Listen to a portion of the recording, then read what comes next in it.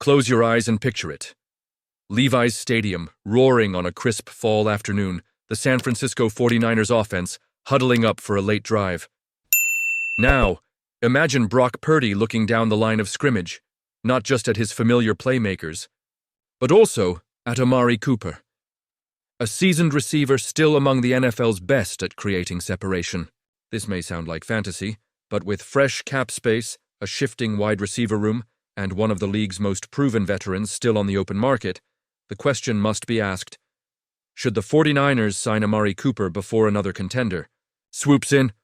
Let's break down the case, the context, and the potential payoff, so you can see just how close this bold move might be. 49ers offseason. So far, momentum and open questions, the 49ers have hardly been idle this offseason, securing extensions for franchise cornerstones. Brock Purdy, Fred Warner, and George Kittle, the front office made sure the team's beating heart will stay in the Bay for years to come. But with big moves come big expectations, and the margin for error at the skill positions only gets thinner. As of right now, the Niners still have the third most salary cap space in the NFL, according to OverTheCap.com, an unusual luxury for a team built to contend. But talent alone doesn't win Super Bowls.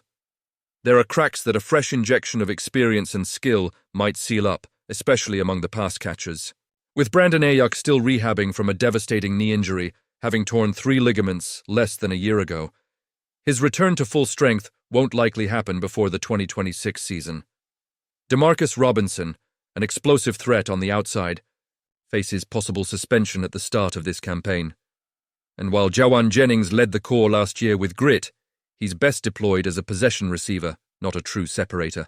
It's no surprise, then, that San Francisco is linked to several remaining free agents, with Amari Cooper chief among them.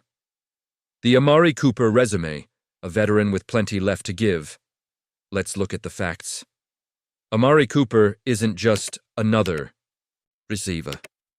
He's one of the most respected route runners in football, a 5-time Pro Bowler who's topped 1,000 receiving yards 5 times in his decade-long NFL career. Even more impressive.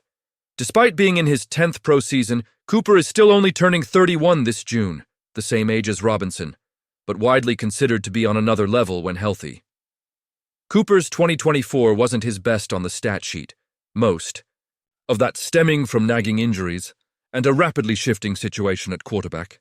But Bleacher Report's Mo Moton notes that after being traded from the Cleveland Browns to the Buffalo Bills mid-season, Cooper's catch rate shot up from 45.3% in Cleveland to a healthy 62.5% in Buffalo. It's a sharp reminder that production hinges as much on situation and chemistry as raw talent. Even coming off a down year, Cooper retains a reputation for technical polish, elite footwork, and a knack for creating separation, exactly what this offense has lacked since Ayuk's injury. On a decent team with steady quarterback play, he can absolutely return to 1,000-plus yards and high-impact reliability.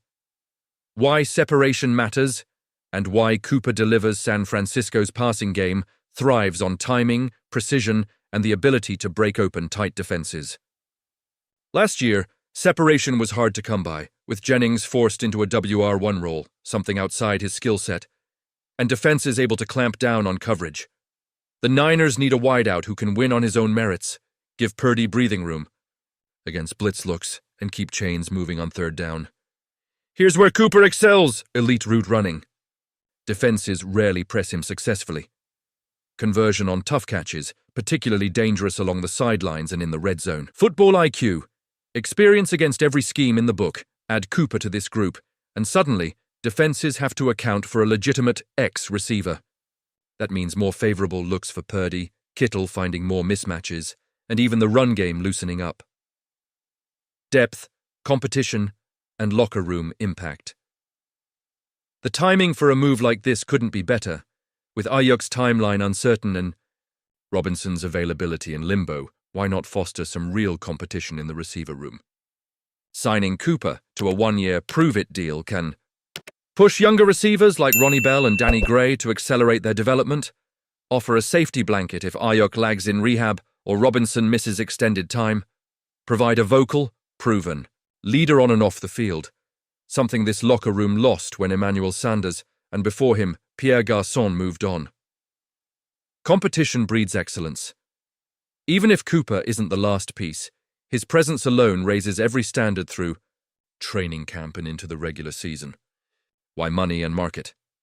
Makes sense for San Francisco. Unlike most contending teams, the 49ers actually have the cap room to make a move for a talent like Cooper without sacrificing future flexibility.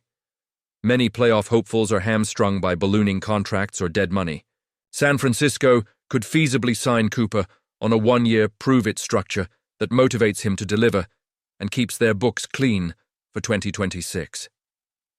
For Cooper himself, San Francisco is a golden opportunity. A playoff-ready roster, innovative coaching, and an offense known for making stars out of disciplined route runners. All add up to a perfect environment for a late-career bounce-back. The intangibles, Cooper's experience, and San Francisco's window beyond stats and tape. Cooper brings something that can't be measured. The wisdom of 10 bruising NFL seasons, playoff scars, and the hunger to compete at the highest level.